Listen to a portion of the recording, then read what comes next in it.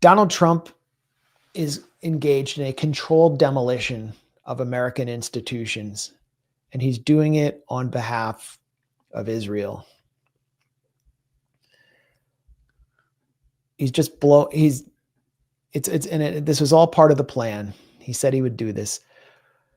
Trump is suspending $584 million in grants to UCLA, basically to the most advanced research institutions in the US, which are responsible for the US edge and the internet, for scientific research, for nanotechnology, any research that comes out of the US.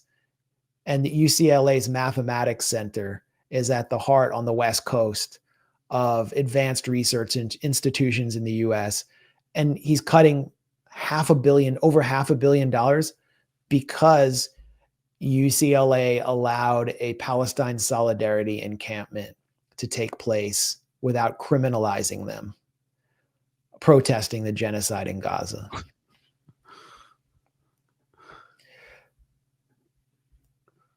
And then we have the whole Department of Homeland Security suspension of grants, federal disaster grants to states that allow companies to boycott Israel, which is actually protected under the First Amendment.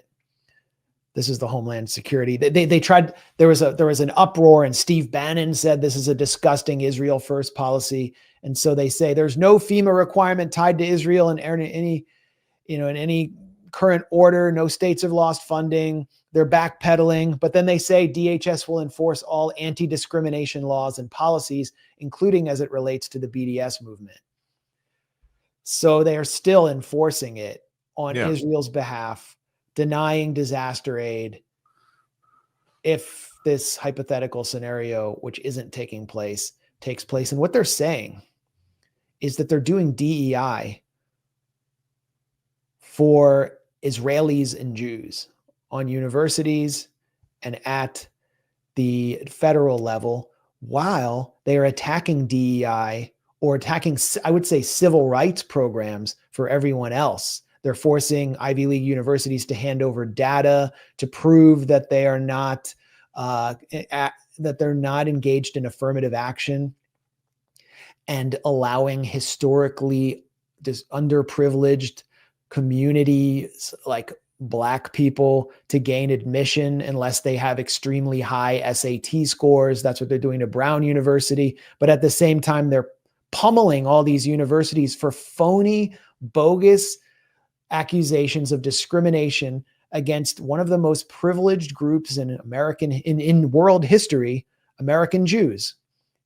They're setting up like a two-tiered system of DEI on behalf of Donald Trump's donors. Can it get any more anti-Semitic than that?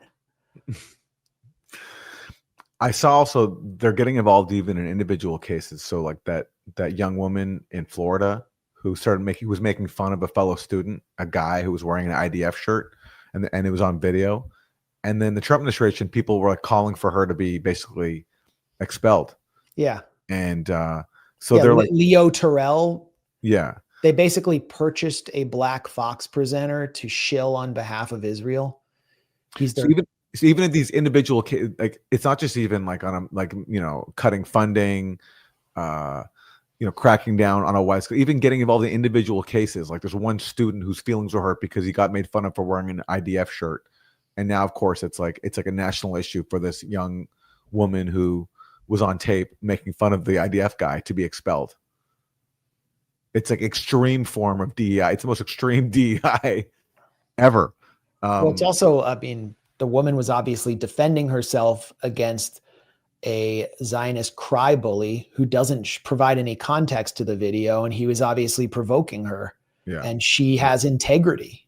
Yeah. She's someone who is an upstanding graduate student who seems to be pretty well liked and on her way to an advanced degree, and they're destroying her life on behalf of a foreign and apartheid state engaged in the mass starvation and slaughter of a captive indigenous population. That's what this administration is. They hate their own citizens. They treat their own citizens like garbage on behalf of Netanyahu's cutouts. That's the least America first thing you could possibly do. Here's this trashy Fox News freak that has been installed as U.S. attorney in Washington, D.C., Jeanine Pirro. Trump wants everyone from Fox News in the administration because he doesn't have that much of a perspective on the world outside Fox News, it seems. That's why he chose John Bolton in the first place. With anti-Semitism in this country. And the statistics bear that out. And I think now more than ever, we are seeing increased numbers. So what does that mean? What it means, if you can get from, my tone, we're going to be very aggressive. You heard from the FBI, the MPD. We're going to look for these cases. We're going to prosecute these cases to the full force of the law. It's a problem and we're not going to tolerate it. Anti-Semitism has historically been one of the biggest scabs in the world that keeps getting picked on and picked at. So from my perspective, I will go forward with every case with vengeance. With a vengeance.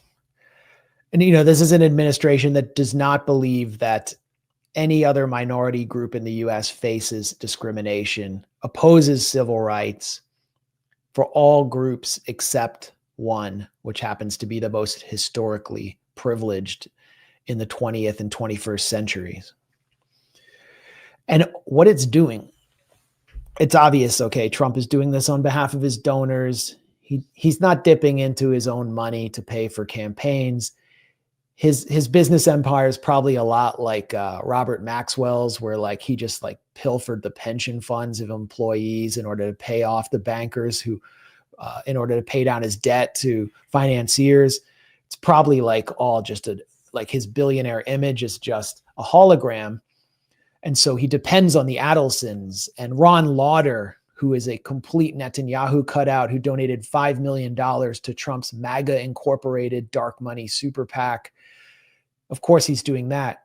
But what he's also doing is he's involved in the controlled demolition of American institutions, and he's setting up Jews to collectively take the blame for it. That's what he's doing.